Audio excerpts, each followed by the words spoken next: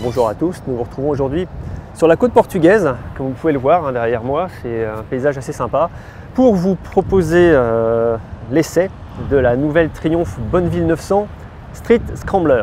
Alors c'est un modèle qui était apparu l'an dernier à la suite de la Street Twin. C'est un modèle qui a eu également pas mal de succès. Il faut savoir que la Street Twin et le Scrambler sont écoulés à près de 18 000 unités, donc c'est un beau succès de vente. Alors comme sur sa sœur Street Twin, le Scrambler hérite à peu près des mêmes modifications, des mêmes évolutions pour ce millésime 2019, à savoir notamment en moteur, puisque Triumph a retravaillé pour avoir plus de puissance. C'était le reproche qui était fait aux machines avant.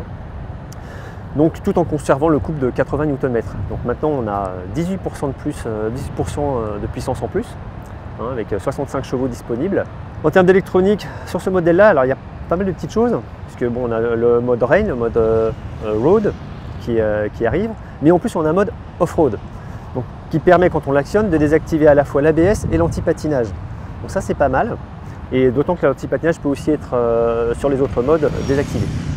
Donc ça fait une belle différence ce mode off-road, et c'est assez sympa à utiliser quand on passe un peu dans du sable ou dans des petits chemins. On n'a pas eu trop l'occasion de le faire malheureusement, à part à 2-3 endroits, mais bon.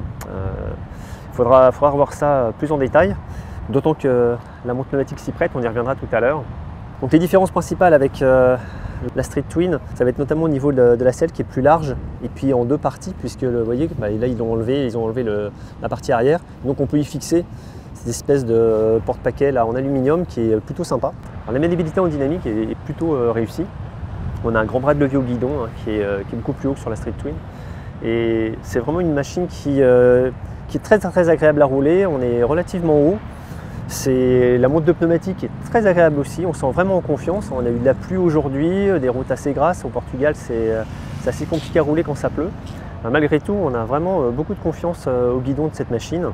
La sonorité également des échappements est assez sympa. Ça, c'est vrai que ça fait partie du plaisir quand on roule ce genre de moto.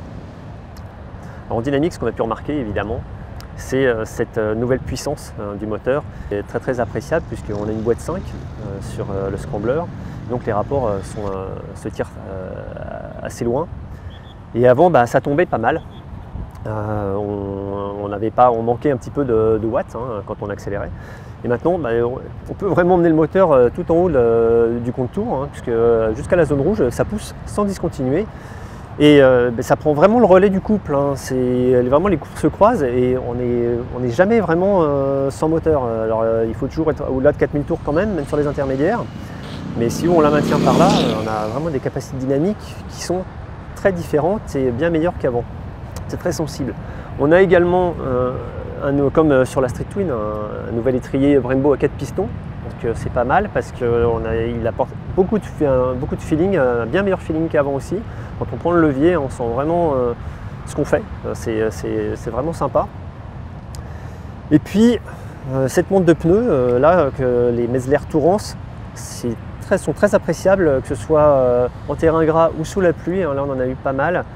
Et on est très en confiance quand on roule au guidon de cette machine sous la pluie. On peut vraiment rouler assez vite. Et quand la route sèche, c'est pareil. Là, on a vraiment un grip assez excellent, assez remarquable. Très bonne expérience que de rouler ce Scrambler, cette évolution de Scrambler avec cette nouvelle mécanique. Et puis ce mode également off-road. Et vraiment beaucoup d'agréments. Une bande son très sympathique aussi, avec une esthétique très soignée comme d'habitude chez Triumph. Une esthétique qui fait payer quand même son prix assez cher, puisque le Scrambler est tarifé à 11 000 € en entrée de gamme. Après, avec les différents coloris, ça change, c'est un peu plus élevé encore. Donc c'est quand même un tarif relativement haut, notamment comparé à celui de la Street Twin. On vous en dira plus sur l'essai en ligne sur le site lerepaire-de-motard.com. N'oubliez pas de vous abonner à la chaîne YouTube également. Et moi, je vous dis à très vite pour un nouvel essai. Merci.